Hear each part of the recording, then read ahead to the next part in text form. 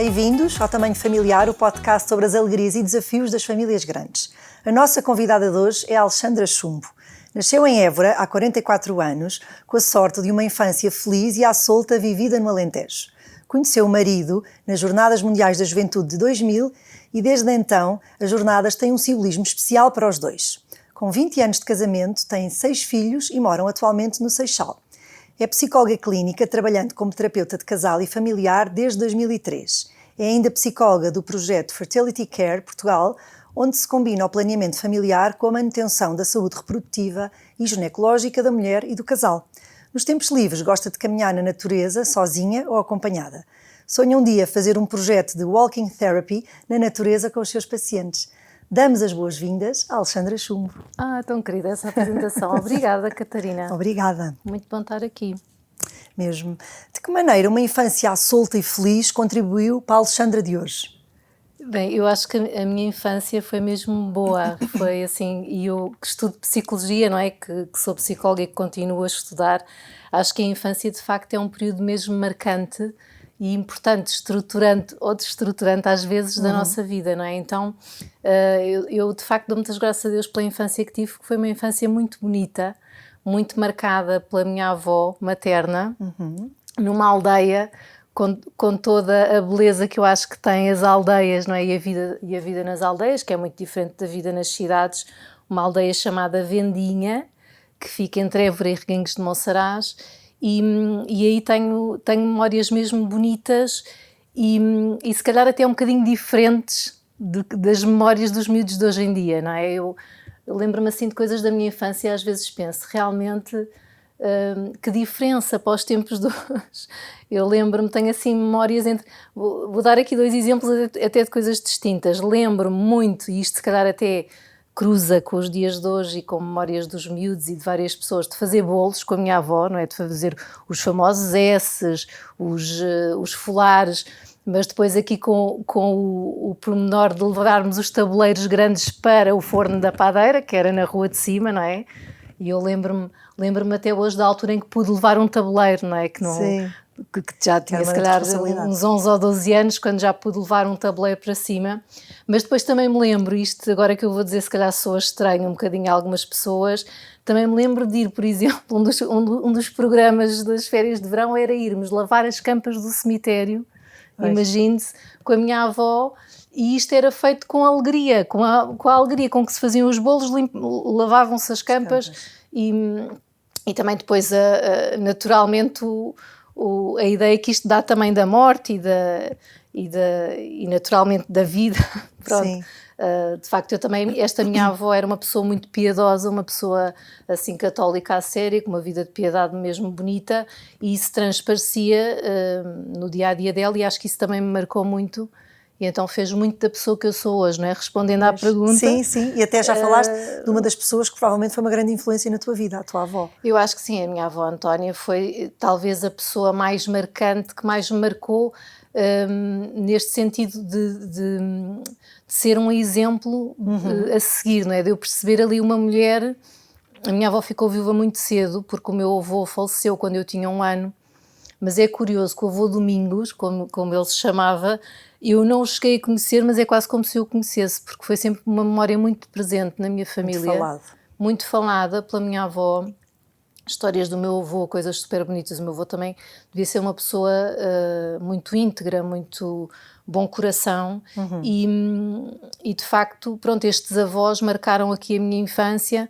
Os outros também, de uma maneira diferente. Os outros viviam, imagine-se, na zona J de Chelas. O meu avô era polícia, não tem nada a ver, e então eu também passei lá umas temporadas assim diferentes, mas também muito engraçadas, essas até algumas assim bastante cómicas, com estes avós paternos, mas de facto esta avó materna foi assim um modelo e uma pessoa que ainda hoje me inspira de facto e que eu lembro com muita frequência, que me lembro dela até de coisas que dizia, não é? Até os meus filhos sabem, ainda hoje eu digo, por exemplo, a sopa, alguém diz, mãe, a sopa está quente. E quente está ao gosto de toda a gente, que era uma coisa que a minha avó dizia quando eu era miúda, não é? É assim que as pessoas também vão ficando vivas sempre, não é? Quente está ao gosto de toda a gente. Quem gosta quente come, quem não gosta espera que arrefeça. E achas que, falavas há bocado dessa questão da infância feliz, que é tão importante para a base depois de tudo o que nos vai acontecer. Como psicóloga, achas que quando essa infância feliz não acontece, é necessário ou essencial fazer-se psicoterapia para a vida que te espera ou não? Bem, isto depende muito, de facto, cada pessoa é tão única e cada história é tão única que eu tenho muita dificuldade, Catarina, nestas afirmações. É mesmo importante fazer terapia ou não é preciso fazer terapia? Nuns casos será importante e se calhar na maior parte isso pode ser bom, e noutros, porque a vida se constrói de outra forma e porque há depois alguém que venha a amar e de certa forma colmatar algumas coisas que não foram vividas, pode não ser necessário. Mas de facto uma pessoa que não é bem amada logo desde o início, e isto é super interessante quando nós trabalhamos, e na minha prática clínica eu de facto já vi isto. Vou-te dar aqui um exemplo muito prático. Imagina miúdos adotados em famílias muito boas, famílias estruturadas, com gente muito equilibrada, que de facto sabe amar e cuidar. Mas de facto estes miúdos, às vezes mesmo nestas famílias, têm ali coisinhas que têm a ver com aquele abandono não é? precoce, não é, que tiveram, e que de facto isso às vezes temos que dar uma ajudinha a trabalhar. Não é, nós na terapia nunca trabalhamos para a pessoa esquecer, não é? Nós não vamos esquecer nada, não temos aqui botões on, off na nossa cabeça, não vamos esquecer, vamos ajudar as pessoas a viver com aquilo, não é? A resolver. E de certa forma a aceitar a sua realidade e a andar para a frente, não é? Às vezes olhar menos para trás, andar para a frente, de facto assumir que se teve aquela realidade ou que se viveu daquela forma, mas depois também procurar sempre uma perspectiva otimista e alegre, não é? De vida para a frente. Certo. Olha, falando agora do teu marido, do Dário, vocês conheceram-se na JMJ, não é? De 2000, eram uns miúdos ainda. Sim, não é? Eu tinha 19 anos na altura e o Dário tem mais 4 anos que eu, portanto teria 23, sim. Nós conhecemos no caminho para as jornadas, conhecemos em França, ali numa povoaçãozinha em Sainte-Baume, onde fizemos uma das paragens. Nós pertencemos à Diocese de Setúbal.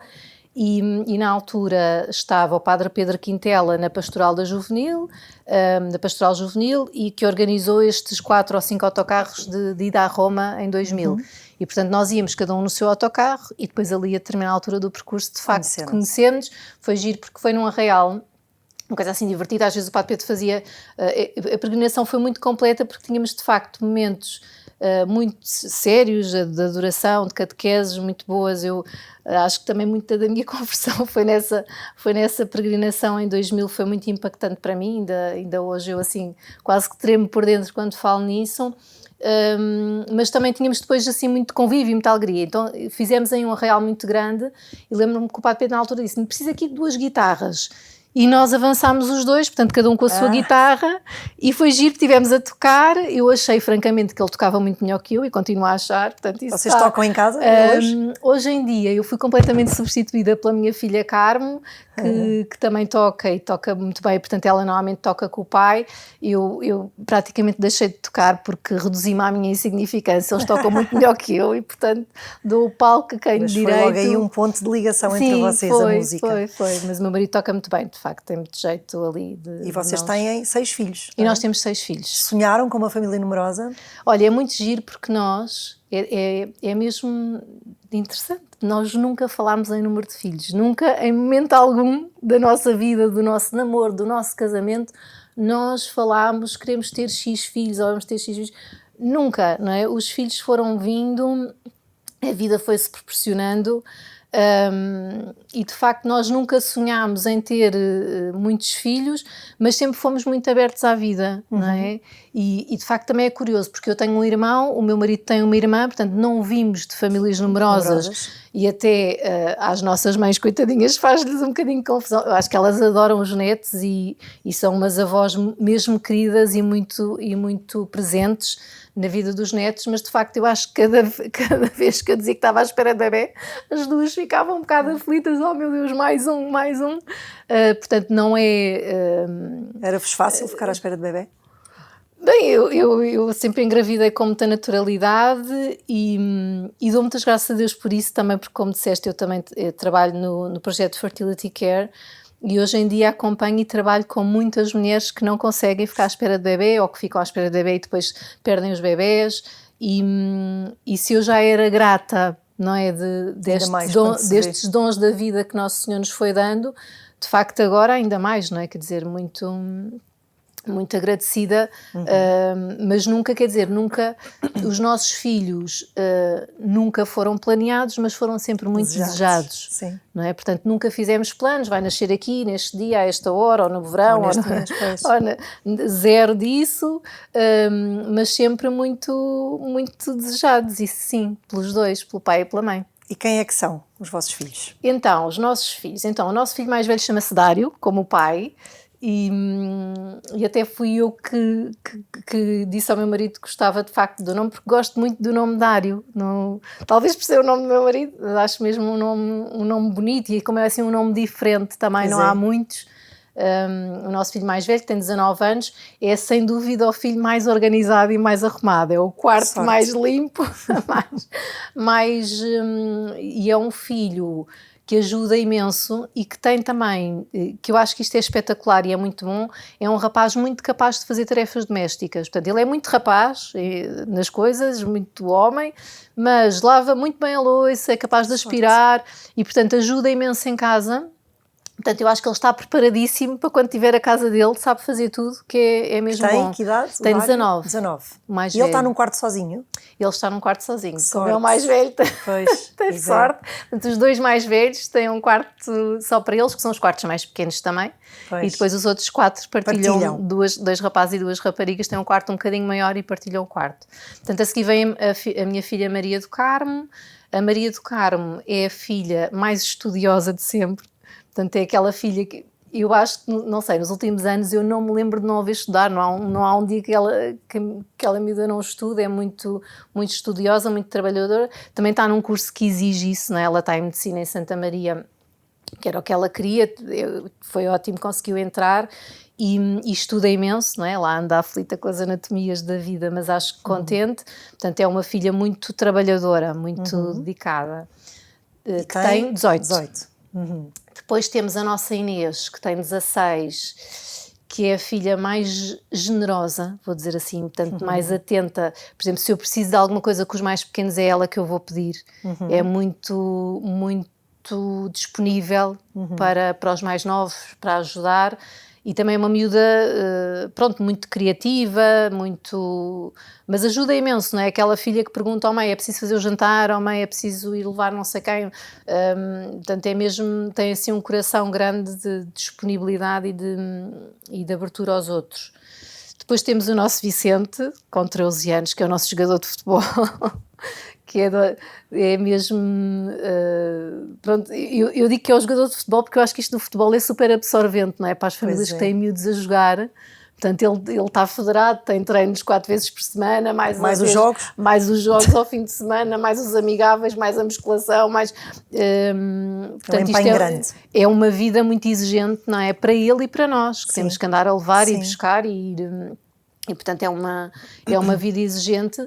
Acho que é um miúdo que está ali na adolescência, com os desafios que tem, e é um miúdo que tem uma característica que eu gosto muito, que é muito boa, que sabe estar com todos, não é? Portanto, ele é capaz de estar com miúdos que há mais parecidos com ele e bem, mas também está com miúdos de outros géneros e feitios e também muito bem. Isso agrada-me imenso, não é? Ele trata igualmente todos, dá-se lindamente, é capaz de ter um grande amigo de uma família XPTO e um grande amigo que tem os pais de uma grande confusão e o pai não está cá e a mãe está não sei onde e vive com a avó e pronto, e nós também, e depois acho que nós também acolhemos isso, não é? Claro. E isso também nos agrada muito. Portanto, é um miúdo que se dá com toda a gente muito facilmente e eu gosto muito disso. Depois temos a nossa Ritinha, que é a nossa patinadora, que a Rita é muito atleta. O meu marido diz que é a nossa atleta. Eu agora estive a falar do Vicente, também é futebolista, mas esta nossa Rita faz patinagem artística, que é um desporto que eu não me canso de ver, porque acho que há uma beleza na patinagem artística. É muito gracioso, não é? É mesmo, e ela é muito graciosa, é muito elegante. Ainda agora há pouco tempo teve provas de nível de disciplina e um dos responsáveis do clube onde ela está dizia-me: a sua filha de facto é mesmo graciosa a patinar, e não é por ser nossa filha, mas ela tem muito jeito, é mesmo bonita. E depois é aquela filha que também está sempre aos pinotes, a fazer pinos, a fazer rodas, portanto é muito, Que idade muito é que ativa, tem 11. 11. Muito, muito gira. E depois temos o nosso Zé Maria, que tem 7, faz 8 agora em breve, e que meu marido diz por graça que ele está no fim da cadeia alimentar, portanto tem que se aguentar lá em casa, e é um miúdo engraçado também porque ele é um miúdo muito cognitivo, joga muito bem xadrez, gosta muito de matemática, faz muito facilmente contas, e depois ainda tem aquela coisa que os outros já não têm, que é muito mimoso, não é? Pois. Muito dar beijinhos, dizer que a mãe é mais linda, o pai é o maior, Tão portanto bom. ainda tem, vamos ver até quando, ainda Sim. conseguimos que ele seja assim muito, muito afetuoso, muito querido. E pronto, acho que assim Está descrito, estão descritos os os 6. 6, mais Tens ou menos. rapazes e raparigas. Temos não é? 3. É muito Quais equilibradinho. são os pontos-chave que consideras mais importantes na educação dos rapazes e das raparigas? Sim, 2 pontos a cada. Pronto, eu de facto eu sou defensora, e digo isto assim com toda a liberdade, que os rapazes são rapazes e as raparigas são raparigas. E acho que é importante nos dias que correm dizermos isto, e é uma coisa que me pesa muito. Eu quando comecei a trabalhar, de facto não havia estas questões de identidade sexual que há agora, e eu sinto imensa diferença nos miúdos, e às vezes quase que tenho a sensação que estamos a arranjar um problema aos miúdos onde eles não o tinham. Pois. Não é? E isso custa-me, enquanto técnica de saúde mental, pesa-me mesmo perceber que não estamos a deixar os miúdos viverem naturalmente o serem rapazes, serem raparigas. Parece que temos que os questionar, parece que temos que os obrigar a questionarem-se sobre isso. Portanto, isso pesa-me. Para mim, salvo raras exceções que também têm que ser acompanhadas e ajudadas, os rapazes são rapazes, as raparigas são raparigas, mas mais que isso, cada um é muito único. Não é? E, portanto, perceber o que é que cada um precisa, o que é que cada um faz bem, não é? De facto, o que eu percebo muito é que, e vejo nos meus filhos, as raparigas são muito mais emocionais, não é? Precisam mais, se calhar, de conversar, de ser ouvidas, do seu espaço, e até precisam de ser respeitadas também nos seus humores. Mais Não oscilantes. é? Mais oscilantes, exatamente. E os rapazes, às vezes, são um bocadinho mais práticos, mais descomplicados até, e também não podemos exigir-lhes, eu não posso exigir que o meu filho Vicente me explique o pormenor do seu dia como a minha filha Rita, não é? Que conta. Que se a deixarem fica uma hora, se calhar. Que contam tudo, não é? Que assim, bem, correu bem, já está, Sim. não é? Correu bem. Isso também respeitar giro. isso, não é? Sim. Portanto, eu diria que talvez ressaltaria esse ponto, não é? Que de facto os rapazes às vezes é preciso também respeitar, que sejam mais calados e puxar por eles noutras coisas, e as raparigas às vezes ouvi-las mais e também perceber mais as suas oscilações de humor, porque depois também, claro, nós, e sabemos isto, não é? As mulheres temos estes ciclos todos e estas oscilações mensais, não é? Que mexem com o nosso apetite, com a nossa boa disposição. Os rapazes não têm isto, são muito iguais. Pois e, é. portanto, isto começa de pequenino. E é giro conhecermos, porque assim também conseguimos perceber que aquilo não é uma limitação, é que a pessoa é mesmo assim. Exatamente. Porque ele é rapaz ou porque ela é rapariga. E tal e qual, Isso é giro. isso mesmo. Olha, o que é que te levou para a psicologia? Olha, o que é que me levou para a psicologia? Então, eu andei ali, eu fazia teatro e gostava muito de fazer teatro e até achei que poderia ir para o conservatório. E depois gostava muito de línguas, o meu pai sempre teve a mania de nos pôr no Cambridge, na Alliance Française, e então também tinha a história das línguas, e então andava ali, ou ia para a faculdade tirar, sei lá, inglês-alemão, ou assim, depois ainda havia ali também, pensei, se calhar direito, também é um curso giro, mas não tinha assim uma coisa que eu... Pronto, de facto o teatro eu gostava, mas eu percebia que era um mundo um bocadinho diferente, não é? E que podia não ser fácil, podia ser um mundo também que não era muito fácil, depois de trabalhar, de conseguir uma vida mais ou menos estável. E estou nestes impasses, e no 12º ano tive psicologia, que eu não sabia o que era, nunca tinha ouvido falar e escolhi, eu acho que por acaso, porque na minha escola havia. Eu estudei numa escola secundária, a Escola Secundária de Cacilhas, e portanto era uma das opções que não eram muitas, e então é curioso, porque quando eu começo a estudar Psicologia e quando eu começo a ver o manual de Psicologia, eu começo mesmo a encantar com o estudo do comportamento humano, da mente da pessoa, das reações, da memória, das emoções, e começo a perceber que queria mesmo saber mais, conhecer mais, e depois começo a pesquisar e ver. E lembro-me que na altura até fazia muitas perguntas à professora, mas a professora, coitada, era de filosofia e portanto às vezes também não me conseguia ajudar muito. Pois. E na altura não havia os meios que há agora, não é? Hoje em dia nós pomos qualquer coisa no Google e temos acesso ou no chat GPT e já conseguimos saber muita coisa. Na altura não era assim, portanto eu lembro-me que fiquei com muita curiosidade e ao longo daquele ano fui aprofundando e fui percebendo, não, eu quero mesmo isto, quero mesmo estudar Psicologia. E depois na altura só foi pena, mas pronto, também se resolveu, porque eu para estudar Psicologia deveria ter ido por Ciências e eu estava em Humanidades, porque como era muito boa a línguas e gostava muito, das biologias, então das não pude concorrer para o Estado, porque tinha que sempre fazer específico ou de Matemática ou de Biologia e eu não tinha, não é? E não é daqueles exames que tu consigas depois fazer e ter boa nota. Pronto, então depois fui estudar no ISPA e fiz aí o meu percurso e acho que bem, e gostei muito do curso e hoje em dia gosto mesmo da minha profissão, sou mesmo muito realizada. E de que maneira é que conjugas, e bem, a tua profissão com a tua vida familiar? Mãe de 6 filhos. Eu espero que bem, eu espero. Pareceu-me pelo que contaste como geres vou tentando. Olha, eu acho que eu tive ali uma altura ao início, eu acho que se calhar muitas pessoas serão assim, que queria mesmo trabalhar muito e fazer muitas coisas, e então dava consultas ao sábado de manhã e trabalhava até às 9 da noite e depois estava nos Francisquinhos, no São Francisco Xavier, ainda fazia privada, pronto. Só que entretanto comecei a ter filhos, não é? E depois tinha ideia, ainda escrevo um livro e faço um doutoramento e vou fazer e acontecer, pronto.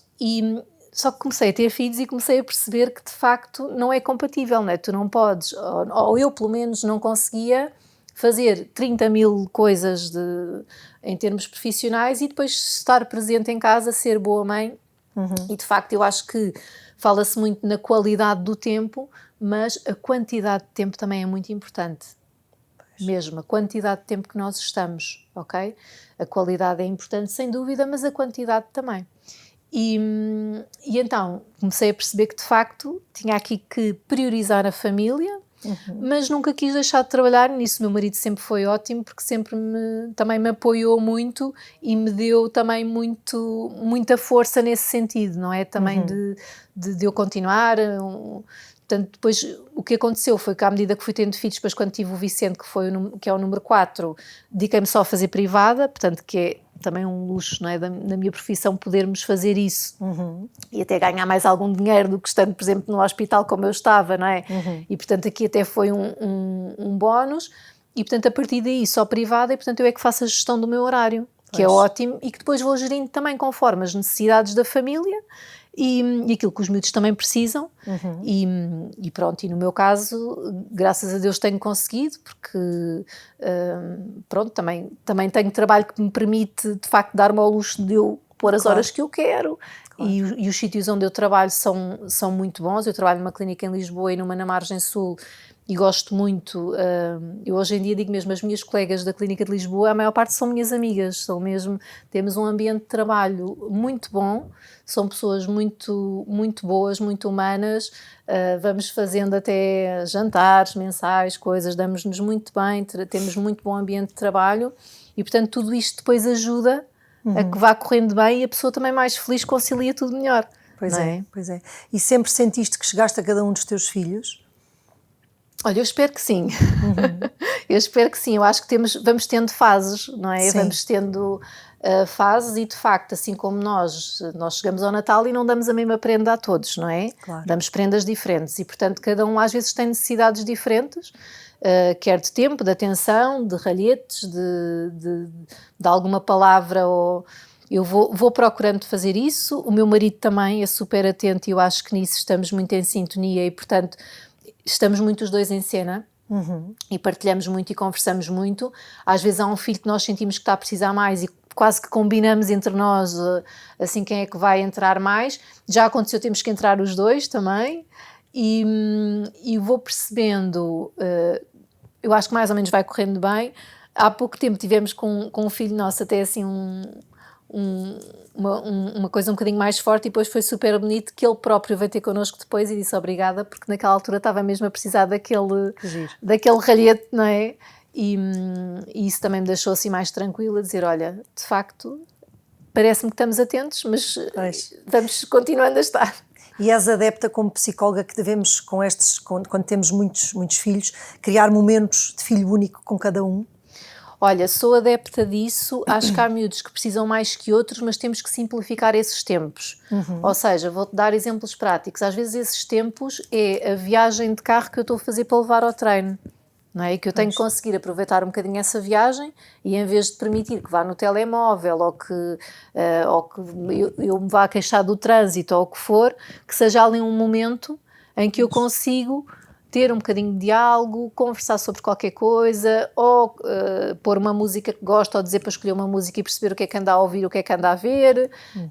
Agora, estes tempos às vezes também se preparam, ok? E às vezes temos que estar também um bocadinho precavidos nós próprios de coisas para perguntar aos filhos, do que é que podemos fazer ou dizer naqueles determinados momentos. Portanto, às vezes, eu acho que é basicamente por aí. Depois há alturas em que se proporciona mesmo, não é? Há alturas em que, sei lá, por exemplo, ontem meu marido foi almoçar com um deles. E é ótimo, não é? Mas não andamos sempre, porque eu acho que também... Tipo marcado, não é? Eu acho que muitos filhos também é muito exigente, não é? Se tu tens a meta todas as semanas, almoçar só com um, ou lanchar só com um, quer dizer, ou não trabalhas, ou tens aqui, ou é pesado, não é? Sim. Portanto, às vezes, ver qual é que precisa mais, aproveitar estas alturas, não é? E pronto, ir vendo. E sentes que tu chegas, se calhar, melhor a uns e o Dário, por exemplo, a outros? Olha, eu nesse aspecto é engraçado, que eu acho que isso pode acontecer numa família e não vejo mal nenhum nisso, mas no nosso caso, eu acho que somos bastante equilibrados e os filhos têm relações muito equilibradas. Com os dois. Eu também confesso que eu tenho um bocadinho, sou um bocadinho avessa às alianças, não é? Porque vejo isso muito na minha prática clínica, e é uma coisa que eu não gosto e trabalho muito nas famílias, não é? Quando há uma aliança grande entre um filho e o pai, ou entre uma filha e a mãe, ou entre um filho e a mãe, isto geralmente não é bom. Portanto, a aliança principal são os pais, que são a estrutura, e esses é que têm que estar bem alinhados e bem sedimentados um com o outro, e depois não há cá alianças com o filho A ou o filho B. Isto não significa que às vezes um não possa ir contar alguma coisa à mãe ou contar alguma coisa ao pai, mas em princípio depois isso é conversado. Portanto, no nosso caso não há segredos entre o pai e a mãe e os filhos, ou o filho que fala só com o pai, ou a filha ou o filho que só confidencia coisas à mãe. Acho que as relações são bastante equilibradas. Pronto, e acho que é saudável que assim seja. E conseguem estar de acordo nas O meu marido e eu? diretrizes que emitem? Sim, geralmente sim. Às vezes eu sou às vezes um bocadinho mais rígida, por incrível que pareça. Ainda por cima o meu marido estudou no colégio militar, e em algumas coisas ele é muito, muito rígido, e até com ele próprio, e tem coisas mesmo de disciplina super bonitas. Pronto, o meu marido é aquela pessoa que não se deita sem lavar os dentes, ou bem mesmo que a gente chegue tardíssimo, ou que todos os dias lê, pronto. Mas às vezes com os miúdos é ali um bocadinho, e eu sou mais, não, é hora de ir para a cama e temos que ir, e portanto às vezes aí um bocadinho, mas não é nada que nos ponha assim desconfortáveis ou zangados, geralmente não. Geralmente vamos estando de acordo, não quer dizer que às vezes não se digam coisas diferentes, mas pronto, umas vezes cede um, outras vezes cede outro, tentamos depois conversar. Para os miúdos tentamos muito passar a mesma ideia, não é? E mostrar ali uma equipa unida que procuramos ser. Penso que vamos conseguindo, pelo menos vamos fazendo um esforço nesse sentido. Falando agora do teu papel de terapeuta familiar e de casal, quais são os maiores problemas nas famílias de hoje que tens visto? Olha, é muito curioso porque em Portugal nós não temos muitas famílias a recorrer à terapia de casal. Portanto, ou a família é mandatada pelo tribunal e tem a obrigação de fazer terapia familiar, ou então a família vir enquanto família não é muito frequente, ok? Tenho acompanhado algumas famílias, mas muito mais casais. Os casais já estão muito mais receptivos e a procurar a terapia de casal do que propriamente a família. E, portanto, aí depois nos casais há coisas... Pronto, só dizer, nas famílias, o que eu acho muitas vezes, quando vem a terapia familiar, vem muito com a ideia do paciente identificado, não é? Entre aspas, há este filho que tem este problema, há este marido que tem este alcoolismo, há esta miúda que tem esta perturbação de comportamento alimentar, portanto, mas vamos todos, não é? Porque ela já está a ter um acompanhamento individual, ou ele já está a fazer um programa, mas vamos todos como família, porque também nos disseram que podia ser bom. Pronto. Mas depois descobres que na verdade não é só aquilo, não é? O paciente identificado é só é só o pontapé de saída, não é? Depois há ali muitas coisas. Os casais é muito giro porque eu lembro-me de uma das aulas que tive na Sociedade Portuguesa de Terapia Familiar, onde fiz o curso. Na altura, lembro-me que assim listaram esta coisa dos problemas dos casais, não é? E nós estávamos ali, era tipo o top 10. E então tentava um colega meu, o que é que vai ser em primeiro lugar, o que é que vai ser? E lembro-me do outro, vai ser a infidelidade. Mas não, o que aparecia ali no top dos tops eram os problemas com as famílias de origem. Imagina, que era logo assim, mas há várias coisas, não é? Mas mais no início do casamento, ou não? Mais no início, sim, mas que às vezes depois há certos casais onde isso se prolonga e causa mesmo dano à séria. Portanto, depois também há as questões de gestão financeira. O aparecimento dos filhos? O aparecimento dos filhos é uma crise, não é? Nós vemos como uma crise. Então, isso é outra, quando estudas terapia familiar, é super interessante, porque quando vês crises na família, então, casamento, não é? A primeira crise, depois nascimento do primeiro filho, nascimento do segundo filho, filhos em idade adolescente, então nas famílias numerosas começas a pensar, bem, isto estamos Vim meter, não é? Vim meter numa belalhada. Crise atrás de crise atrás de crise. Mas pronto, há várias coisas. Eu acho que muito também problemas de comunicação, ok? Problemas na sexualidade, na gestão da intimidade, isto também nos casais também acontece muito, e pronto, curiosamente ou não sai logo nas primeiras sessões, mas depois aparece, não é? E depois, pronto, há outras coisas também práticas, às vezes, de gestão, por exemplo, das tarefas da casa, e assim ainda continuamos muito com este padrão das mulheres muito sobrecarregadas, na maior parte dos casos, que têm trabalhos tão ou mais exigentes que os maridos, não é? Mesmo em quantidade de horas e de cargos e tudo, mas depois que chegam a casa e têm, de facto, muitas coisas a seu cargo, e isto depois também pesa muito na gestão do casal, e depois, às vezes, também a educação dos filhos, também é um motivo que deixa, assim, alguma tensão. E há depois outras coisas, pronto, estou a generalizar um bocadinho só para termos uma ideia. E achas que a psicoterapia individual feita com a criança ou adolescente deve ser complementada com a terapia familiar? Olha, então, isso foi um dos motivos pelos quais eu fui para a sistémica, para a terapia familiar, porque eu, quando terminei o curso, achei que ia trabalhar com crianças e que ia ficar por aí a trabalhar com crianças.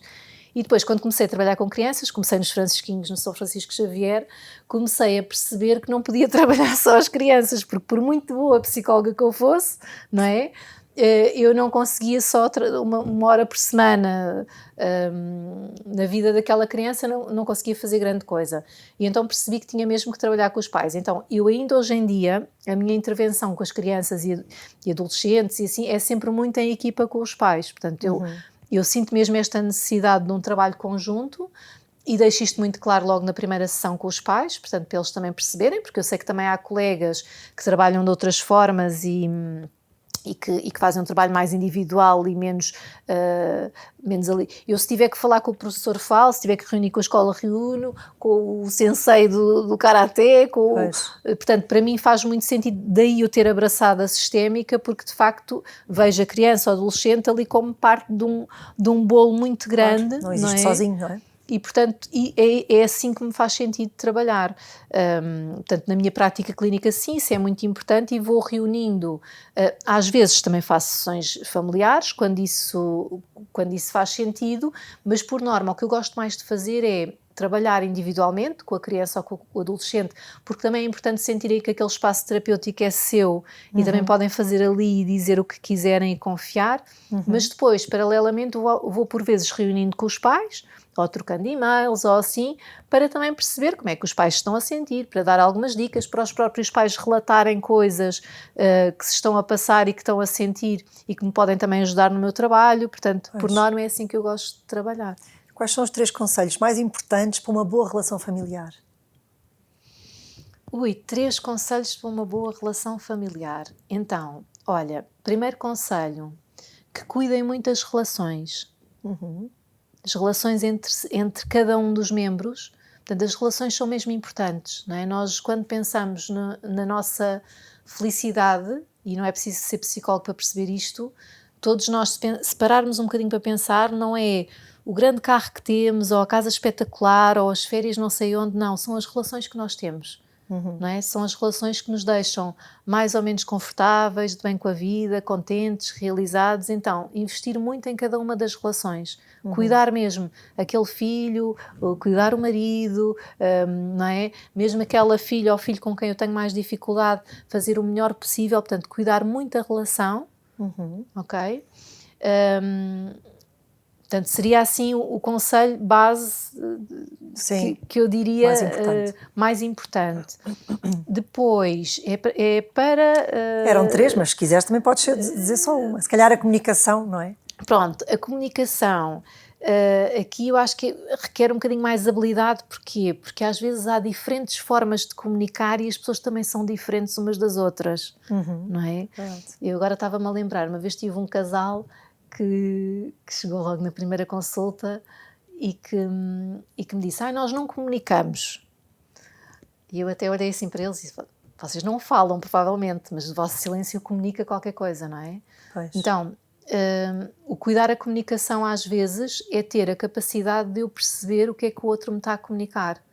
Porque imaginem, vamos pôr aqui um exemplo, nós temos 2 filhos, um muito comunicativo e outro muito calado. Se o muito comunicativo estiver muito calado, isso pode estar a comunicar-me alguma coisa. Se o muito calado estiver muito calado, está só a ser ele próprio e está tudo bem. Exatamente. Não é? E, portanto, esta questão da comunicação exige uma coisa super bonita e muito importante no meu trabalho, por exemplo, na relação terapêutica, mas também na vida, que é a empatia. Não é? A capacidade não de eu me colocar no lugar do outro. Isto é super importante, Catarina, é o que eu vou dizer agora. Porque nós muitas vezes temos esta tentação de nos pormos no lugar do outro. E isto é muito perigoso, porque nós no lugar do outro podemos sentir coisas completamente diferentes do que o outro está a sentir e isso nos afasta mais dele, ou ainda nos faz mais zangar às vezes, ou não o compreender. Não, e o que eu tenho que fazer é tentar compreender o outro, porque o outro é diferente de mim. Tem outra personalidade, outra maneira de ser, de estar, e portanto naquele lugar onde ele está, se eu me colocar lá eu posso sentir coisas completamente diferentes. Então esta história da comunicação também é mesmo importante que eu perceba como é que o outro está a comunicar o que é que ele me quer dizer. Porque se calhar se eu dissesse aquela frase ou se eu me calasse, não quereria dizer a mesma coisa. Ok? Então vamos bater à outra questão, que é conhecer bem as pessoas, relacionarmos bem, trabalharmos as relações, porque isso depois permite uma boa comunicação entre todos. Boa, ótima resposta. Olha, em que consiste o projeto Walking Therapy que gostavas um dia de pôr de isso pé? está só na minha cabeça. Não, é que eu sou... e cada vez mais sou uma desportista. E gosto muito de caminhadas, como disseste logo ao início bem, e gosto muito de caminhadas na natureza. E cada vez mais gosto de estar e de contemplar realmente a criação, não é? A beleza. Há uma beleza na natureza extraordinária que nós não conseguimos ver em mais lado nenhum. Então às vezes tenho este sonho, não é? Pronto, era uma coisa mesmo boa se eu conseguisse fazer terapia, assim, no meio da natureza, a andar com a pessoa, não é? Giro. Só que isto depois, na prática, eu acho que é um bocadinho difícil, mas eu gostava um dia, se calhar, ainda experimentar isto e pronto, e andar e fazer a hora de sessão, em vez de ser num consultório sentadinha com a pessoa à minha frente, não é?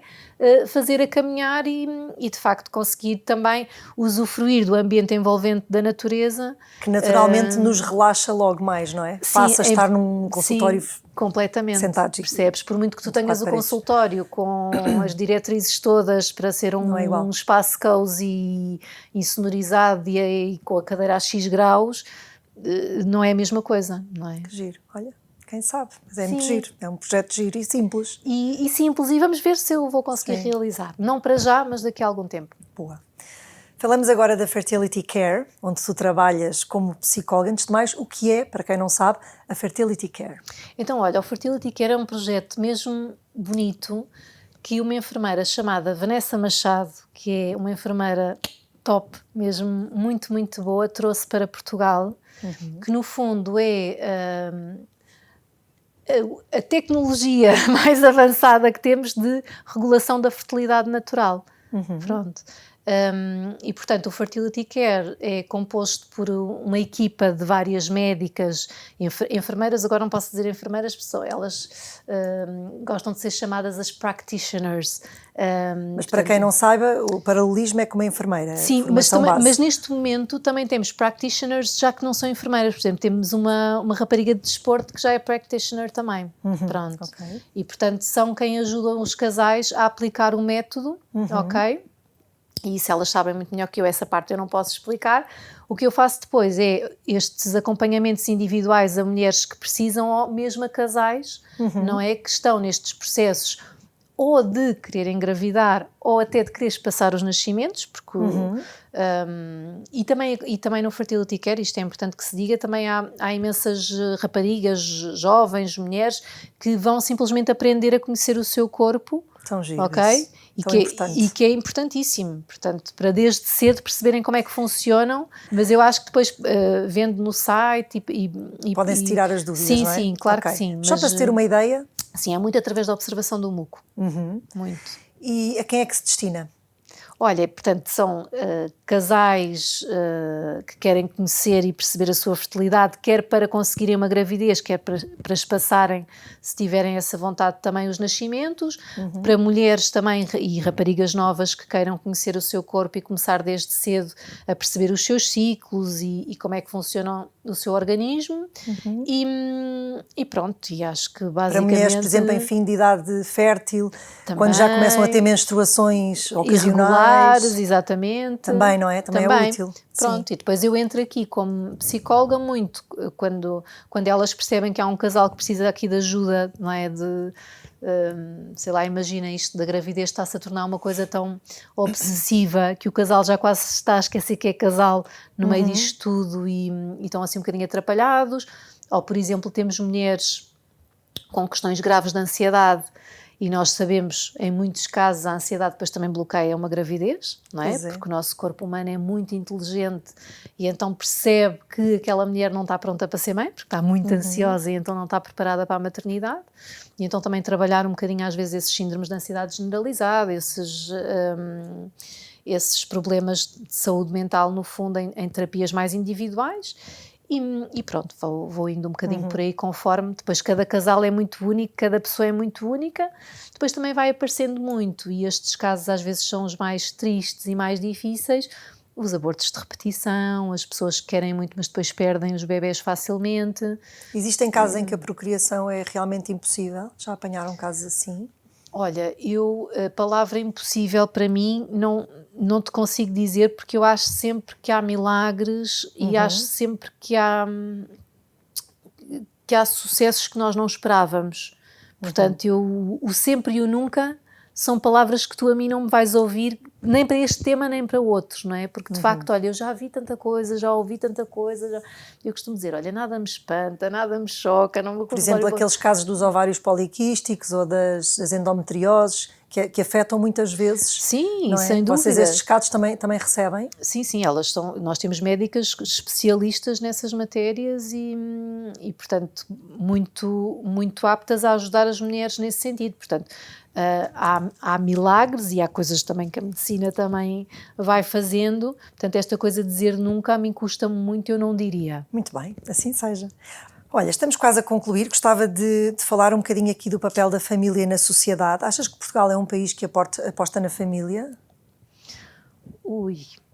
Olha, eu acho que é muito fácil responder que não a essa pergunta, mas acho que cada um de nós também tem que fazer o seu papel. Pronto. Portanto, às vezes há coisas simples e pequenas que cada um de nós pode ir fazendo e a mim dá-me mais gosto isso do que se ficar sentada a dizer que não há, que não se faz. Mas tu até podes achar que sim, e isso é bom, não é? É bom acharmos que sim. Eu acho que não é um país, quer dizer, a partir do momento em que repara, cada filho não conta como logo aqui nós vemos que isto não pode estar bem, não é? Não pode estar justo, não... há coisas simples, sei lá, como o consumo da água, não é? Tu não tens... Há municípios onde isso existe, são os municípios que são amigos das famílias numerosas e tal, mas há muitos onde tu se calhar uma família numerosa é taxada como se tivesse uma piscina em casa e não tem piscina nenhuma, tem 7 ou 8 ou 9 banhos por dia, não é? E portanto há aqui pequenas coisas que eu acho que é preciso... que se pode ajudar para promover, não é? Que se pode ajudar, que se pode promover. Mas pronto, olha, eu gosto pouco de reclamar, é um facto que podia haver muito mais políticas de apoio às famílias, de apoio à natalidade. Seria bom que as pessoas pudessem ter mais filhos se assim o desejassem, não é?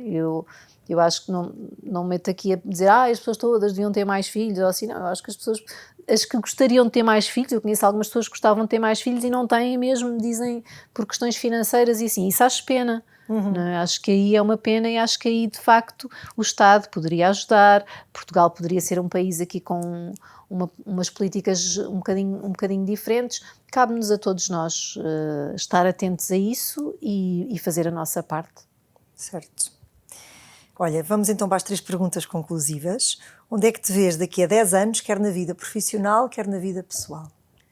Então, olha, vida profissional, Walking Therapy gostava daqui a 10 anos já ter aí esse projeto a andar para a frente e vejo assim a coisa mais execuível, mas a manter-me também onde estou, porque eu gosto dos sítios onde trabalho e se calhar só acrescentar, porque depois também vou ter mais tempo, porque os miúdos já vão estar mais velhos, já não vão precisar tanto, posso se calhar trabalhar mais um bocadinho e portanto acho que punha aí esse projeto daqui a 10 anos. E na vida pessoal, olha, daqui a 10 anos, bem, imagina trabalhar e o meu marido também, mas gostava assim de ter mais tempo, um bocadinho mais tempo para namorar, que eu gosto muito de namorar com o meu marido e se eu pudesse, sei lá, viajar um bocadinho, que não costumamos viajar, fazer assim algumas coisas os dois, isso gostava, e também dando assistência aos filhos, não é? Estando presente, conforme eles forem precisando, não de uma forma muito intrusiva, zero intrusiva, aliás. Daqui a 10 anos o nosso mais novo já vai ter 18. Portanto, uma fase totalmente diferente. Exatamente, já vamos estar numa fase diferente, portanto, assim, Boa. Se calhar mais que o meu marido, mas ainda a dar assim apoio aos filhos. Muito bem. E o que é que a família que construíste te trouxe? Então, olha, a família que eu construí trouxe uma coisa mais preciosa e bonita que eu tenho, que é...